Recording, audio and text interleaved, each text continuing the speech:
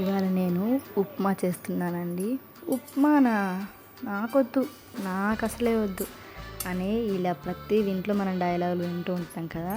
కానీ నేను చేసినట్టుగా ట్రై చేసి చూడండి, డెఫినెట్లీ మీకు నచ్చుతుంది.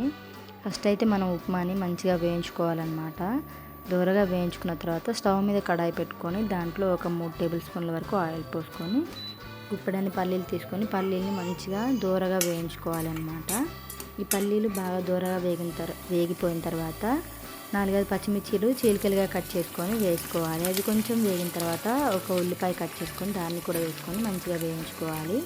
ఇప్పుడు ఇందులో కొంచెం కరివేపాకు, కొంచెం కొత్తిమీర, కొంచెం పుదీనా ఇవన్నీ వేసుకొని మంచిగా కలుపుకోవాలన్నమాట. ఇవన్నీ వేగిన తర్వాత మన టేస్ట్కి సరిపోయేంత సాల్ట్ కూడా వేసుకొని మంచిగా మగ్గించుకోవాలి.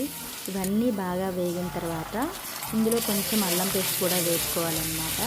ఇది సేమ్ మన ఫంక్షన్లలో చేసే ఉప్మా ఉంటుంది చూసారా, అలాగే ఉంటుంది. ఇప్పుడు ఇందులో ఒక టమాటా కట్ చేసుకొని టమాటా కూడా వేసుకోవాలి.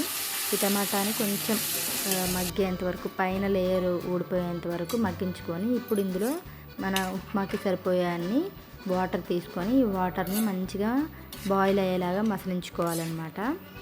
చూడండి, వాటర్ బాగా మసిలిపోయాయి. ఇప్పుడు ఇందులో మనం ముందు ఏదైతే వేయించి పెట్టుకున్న ఉప్మా ఉందో ఆ ఉప్మా వేసేసి ఉండలు లేకుండా ఇలా ఉప్మాని చిన్నగా వేసుకుంటూ ఉండలు లేకుండా మంచిగా కలుపుకోవాలి. ఇలా కలుపుకొని ఒక 5 నిమిషాలు స్టవ్ని సిమ్లో పెట్టుకొని ఉప్మాని ఉడికించుకోవాలి. అంతే అండి, టేస్టీ ఉప్మా అయితే రెడీ అయిపోతుంది.